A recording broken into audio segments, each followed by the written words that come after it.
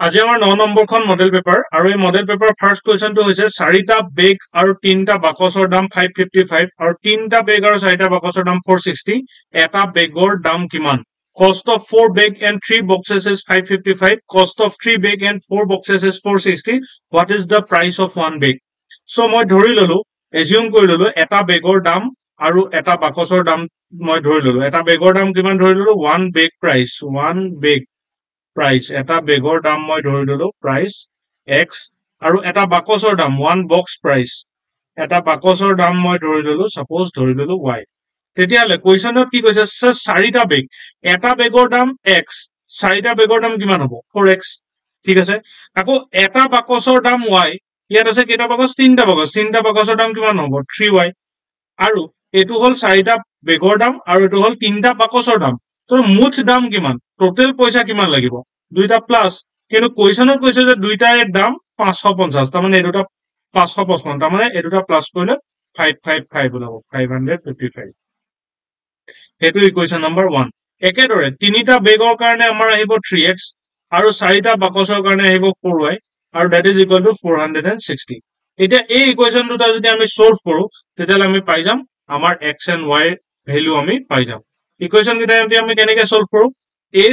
first ইকুৱেশ্যনটোৰ x ৰ লগত যেটো কোএফিচিয়েন্ট আছে যেটো সহগ আছে এটো 4 আৰু ইয়াত x ৰ লগত 3 আছে সদায় এনেকুৱা সিচুৱেশনত যেতিয়া আমি ইকুৱেশ্যনৰ পৰা x আৰু y উলিয়াব লগা হয় সদায় সহগ গিটা অৰ্থাৎ কোএফিচিয়েন্ট গিটা আমি একে কৰি লব লাগে তাৰ মানে ইয়াত 4 আছে ইয়াত 3 আছে দুইটা একে কৰি লব লাগিব বেলেগ বেলেগ হৈ থাকিলে নহব দুইটা একে কৰি লবলৈ হলে কি কৰিব লাগিব এই দুটাৰে এই দুইটা নাম্বাৰ তাৰ মানে 4 আৰু 3 এলসিএম টো বনাব লাগিব এলসিএম বনাব লাগিব তাৰ মানে কি যে 1 implies 1 ৰ লগত আমি কিহে মাল্টিপ্লাই কৰি দিম 3 এই ইকুৱেশ্যন একটোক যদি মই 3 ৰে মাল্টিপ্লাই কৰো গুটে ইকুৱেশ্যনটোকে কিহে মাল্টিপ্লাই কৰো 3 ৰে মাল্টিপ্লাই কৰি দিও তেতিয়া আমাৰ তাৰ এলসিএম ওলাই যাব এলসিএম মানে কিমান আমাৰ 12 ওলাই যাব 4 আৰু 3 এলসিএম কিমান 12 নহয় জানো 4 আৰু 3 এলসিএম মানে লসাগু এলসিএম 12 এই 12 টো বনাবলৈ ট্রাই কৰিলে হল 4 ৰ লগত কি মাল্টিপ্লাই কৰিলে 12 ওলাব 3 মাল্টিপ্লাই কৰিলে সেইকাৰণে এই গুটে ইকুৱেশ্যনটোকে আমি 3 ৰে মাল্টিপ্লাই কৰিলো লেফট হ্যান্ড সাইডটো 3 ৰে মাল্টিপ্লাই কৰিলো ৰাইট হ্যান্ড সাইডটো 3 ৰে মাল্টিপ্লাই কৰিলো এতিয়া মাল্টিপ্লাই কৰাৰ পিছত আমাৰ এটো ওলাব 4 3 জাৰ 4 3 গুণ 12x আৰু 3 3 গুণ 9y আৰু 555 ৰ লগত 3 পূৰণ কৰিলে 1665 ওলাব হেতু এটা ইকুৱেশ্যন সাপোজ ইকুৱেশ্যন নম্বৰ 3 একেদৰে তলৰ ইকুৱেশ্যনটো মই কিহেৰে ইনটু কৰি দিম ইকুৱেশ্যন 2 মই কিহেৰে ইনটু কৰি দিম 4 ৰে কেলে তেতিয়াহে আমাৰ 12 ওলাব 12 ওলাব এই 3 টো 4 ৰে ইনটু কৰিলে হি 12 হ'ব গতিকে ইকুৱেশ্যনটোকে মই 4 ৰে ইনটু কৰিলো 3x plus 4y is equal 460 into 4 এতিয়া এটো হৈ গল আমাৰ 12x এটো হৈ গল আমাৰ 16y আৰু এটো হৈ যাব আমাৰ 1840 এটো ইকুৱেশ্যন নম্বৰ 4 ইকুৱেশ্যন নম্বৰ 4 আহিলে এতিয়া আমি এই ইকুৱেশ্যন দুটা মাইনাস কৰি দিম দুইটা মিলিলে নে যে ফাৰ্স্ট ইকুৱেশ্যনটোৰ x ৰ কোএফিচিয়েন্ট মানে x ৰ সহগ 12 সেকেন্ড ইকুৱেশ্যনটোৰ x ৰ সহগ 12 দুইটা ইকুৱেশ্যন আমি মাইনাস কৰি দিম মাইনাস কৰি দিলে আমাৰ আনসাৰটো আমি পাই যাম যে 4 minus 3 মাইনাস কোটা সদায় লেফট সাইডৰ পৰা লেফট সাইড ইকুৱেশ্যন 4 ৰ লেফট সাইড কি 12x plus 16y তাৰ পৰা মাইনাস কৰিছো কাক কৈছো ইকুৱেশ্যন 3 লেফট হ্যান্ড সাইড তাৰ মানে 12x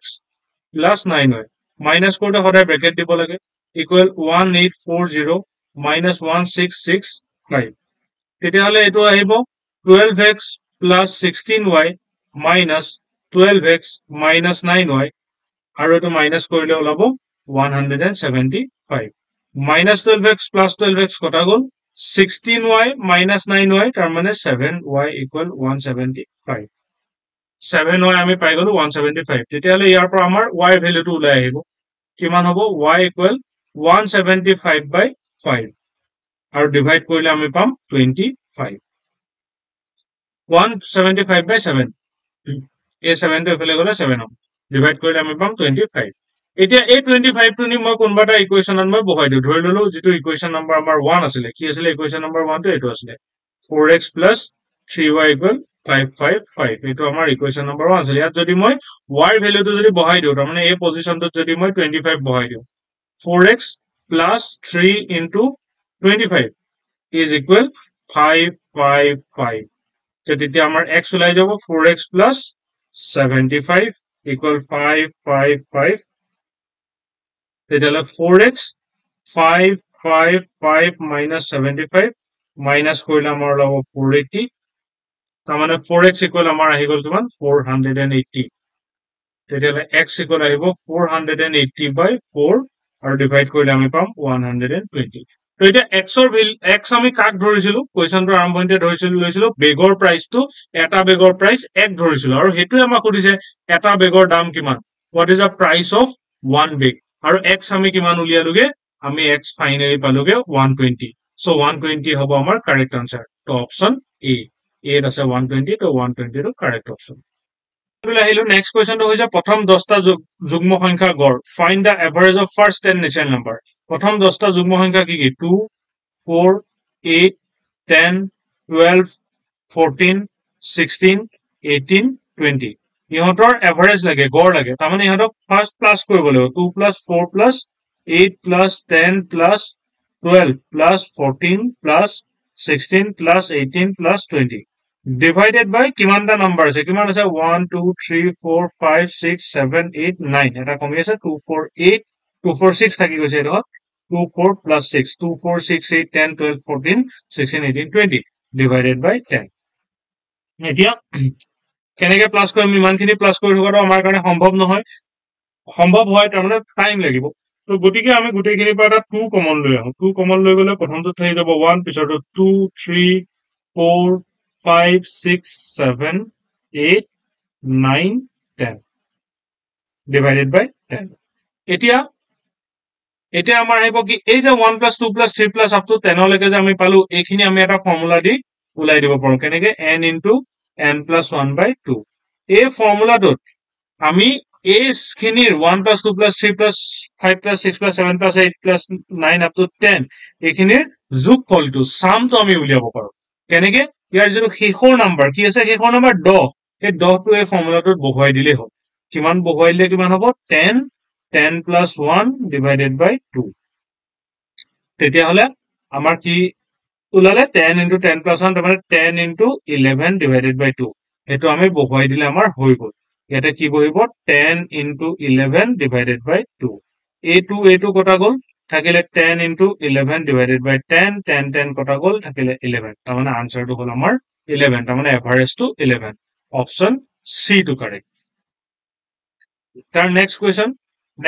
কি কৈছে এজন দোকানী এখন চকী 500 টকাত বিক্ৰী কৰিলে যদি চকীখনৰ কিনা দাম 200 টকা হয় তেন্তে লাভৰ শতাংশ নিৰ্ণয় কৰা এ shopkeeper sold a share for 500 rupees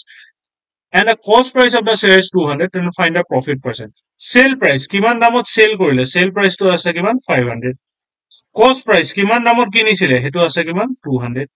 এতিয়া আমাক সুধিছে প্ৰফিট পাৰ্সেন্ট প্ৰফিট কিমান হল হেতু আগত আমি জানিব লাগিব প্ৰফিট কিমান হল প্ৰফিট সদায় কেনেকে উলিয়াই সেল প্ৰাইস মাইনাস কষ্ট প্ৰাইস সেল প্ৰাইস আছে 500 কষ্ট প্ৰাইস আছে 200 মাইনাস কৰিলে আমাৰ পাই গলো 300 এটো হল আমাৰ প্ৰফিট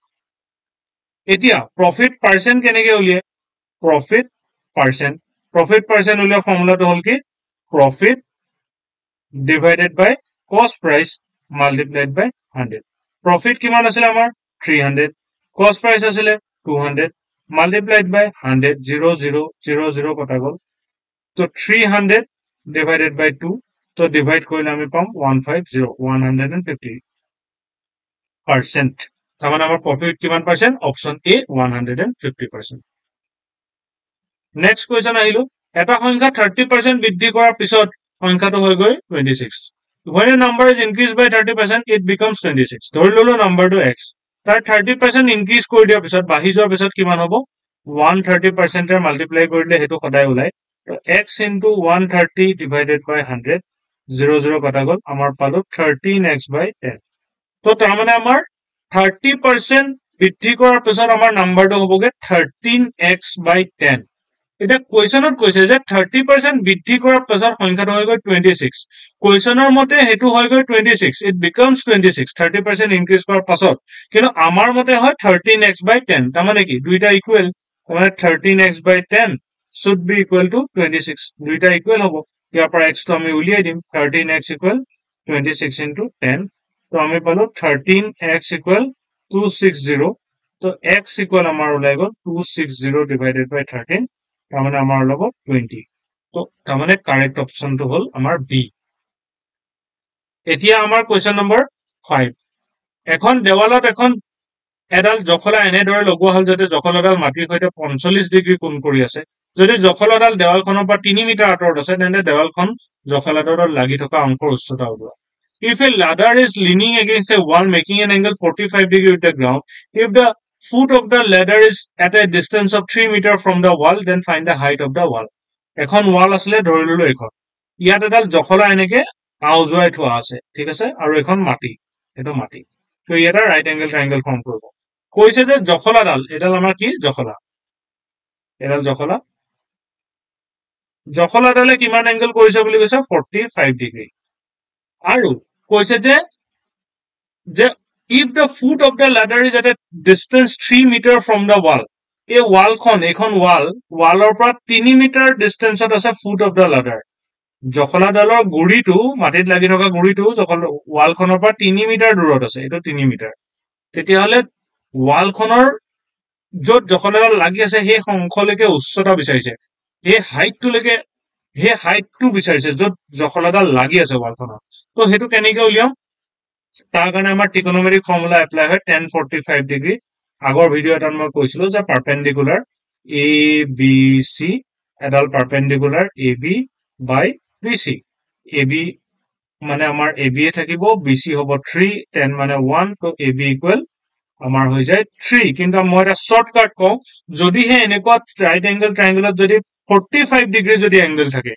তেতিয়াহলে এই তলৰ যেটো বেস আৰু যেটো পাৰপেন্ডিকুলাৰ দুইডালৰ লেন্থ সদায় সমান হয় এডাল যদি 3 থাকে এডালো কিমান হ'ব 3 হ'ব গতিকে আমি কোৱেশ্চনটো একো নকৰাকে ডাইৰেক্ট ক'ব পাৰো কাৰণ এংগলটো 45 ডিগ্ৰী আছে এটাৰ উচ্চতা এটাৰ হাইট 3 মিটাৰ দি আছে গতিকে ইটো 3 মিটাৰে হ'ব লাগিব অপচন বি টোৱে কাৰেক্ট